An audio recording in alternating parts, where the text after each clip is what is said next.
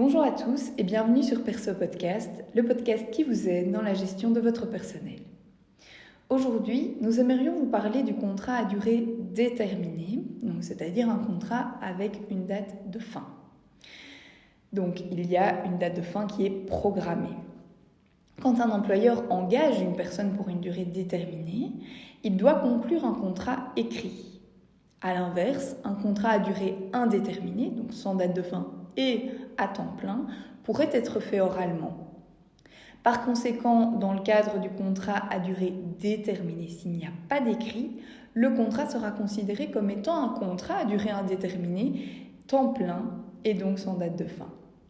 Donc il est très important, si vous ne voulez pas, en tant qu'employeur, être lié à vie, entre guillemets, avec un travailleur, de pouvoir prévoir une date de fin et de le noter par écrit, de prévoir un contrat qui détaille vraiment toutes les modalités de l'engagement entre l'employeur et le travailleur. L'employeur a la possibilité de conclure 4 contrats à durée déterminée successifs, c'est-à-dire qu'il n'y a pas d'interruption entre les différents contrats, ils continuent sans cesse. Alors, ces 4 contrats doivent être conclus chacun pour un minimum de 3 mois et ne peuvent pas dépasser au total une durée de 2 ans. Ça veut dire que si vous avez un contrat à durée déterminée de moins de 3 mois, 2 mois, 1 mois, quelques jours, peu importe, le prochain contrat, si vous décidez qu'il n'y a pas d'interruption entre les deux, sera obligatoirement un contrat à durée indéterminée. Dans le même ordre d'idée, soit vous prévoyez 4 contrats et le total de ces 4 contrats équivaut à une durée maximale de 2 ans. Si par contre vous avez décidé de prévoir 2 contrats de 1 an avec le travailleur, vous allez atteindre la période de 2 ans en seulement 2 contrats. À ce moment-là, vous ne pourrez pas avoir 4 contrats à durée déterminée successifs, vous ne pourrez en avoir que 2. Et le 3e contrat, s'il n'y a pas d'interruption entre les deux, encore une fois, sera obligatoirement un contrat à durée indéterminée. Si l'employeur décide d'établir 4 contrats à durée déterminée successifs ou alors plusieurs contrats à durée déterminée avec une durée maximale de 2 ans, le prochain contrat devra, comme je vous le disais, obligatoirement être un contrat à durée indéterminée. Ça, c'est très important de le savoir. Vous devez être au courant de ce qui peut se passer, de ce que vous devez proposer et de ce que le travailleur pourrait également vous réclamer. Alors bien entendu, comme tous les types de contrats, il est possible de mettre fin au contrat à durée déterminée. Soit le contrat arrive à son terme, l'employeur décide de ne pas le renouveler et dans un tel cas, il prend alors fin de plein droit. Donc imaginons que c'est un contrat de 3 mois qui prend fin le 31 mai 2022 par exemple. Vous décidez de ne pas renouveler le contrat au 1er juin. Tout simplement, le 31 mai 2022, l'employeur et le travailleur sont tout à fait au courant que le contrat prend fin et il faudra donc remettre un certificat C4, un formulaire C4 et permettre à la personne d'aller s'inscrire au chômage par la suite. Toutefois, attention que si l'employeur ne renouvelle pas le contrat, mais que le travailleur continue de travailler dans l'entreprise, le travailleur sera considéré comme étant engagé dans le cadre d'un contrat à durée indéterminée, temps plein. C'est comme si un contrat avait été fait oralement et donc à ce moment-là, le seul qui puisse être réalisé oralement est le contrat à durée indéterminée, donc sans date de fin et qui est réalisé à temps plein. Soit vous décidez de rompre le contrat de travail. Alors dans le cas où l'employeur souhaite mettre fin au contrat de manière unilatérale, il est judicieux de développer 2 points qui sont très importants. Premièrement, si le licenciement intervient dans la première moitié du premier contrat à durée déterminée, il est possible de licencier le travailleur moyennant un délai de préavis, pour autant que ce dernier, donc le délai de préavis, puisse prendre fin dans la première moitié du CDD également.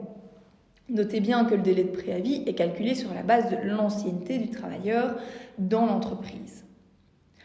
Ensuite, deuxièmement, si le licenciement intervient dans la seconde moitié du premier contrat à durée déterminée dans l'entreprise ou que l'employeur décide de licencier le travailleur dans le cadre de son 2, 3, 4e contrat à durée déterminée, alors le délai de préavis n'est plus de mise. En effet, la rupture unilatérale aura pour conséquence le paiement d'une indemnité de rupture au travailleur. Attention que cette indemnité de rupture est équivalente à la rémunération à laquelle le travailleur peut prétendre jusqu'à la fin de son contrat à durée déterminée.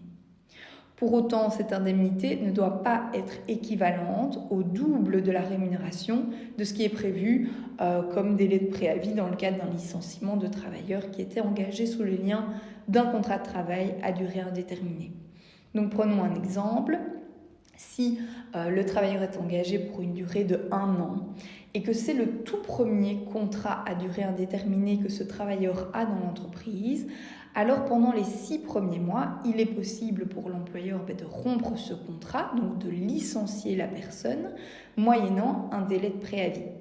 Attention que le délai de préavis, il doit prendre fin automatiquement aux 6 mois.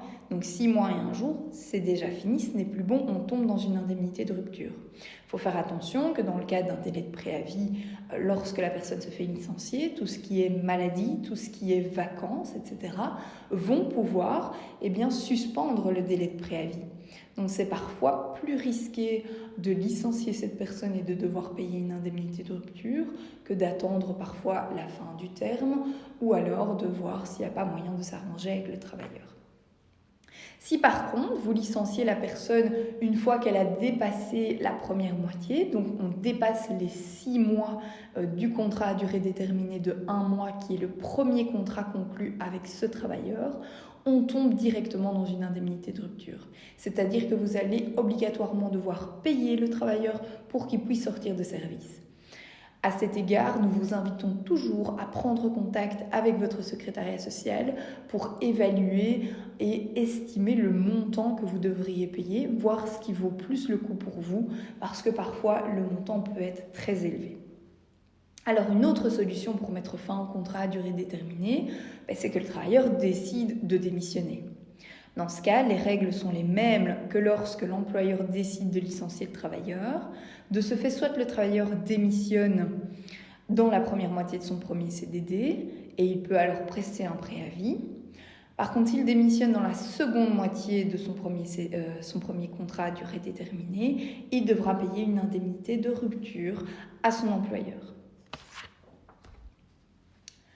Pour finir, il existe également la rupture de commun accord. Donc, comme pour le contrat à durée indéterminée, il est tout à fait possible pour l'employeur et pour le travailleur de rompre le contrat en cours d'exécution, et ce de commun accord.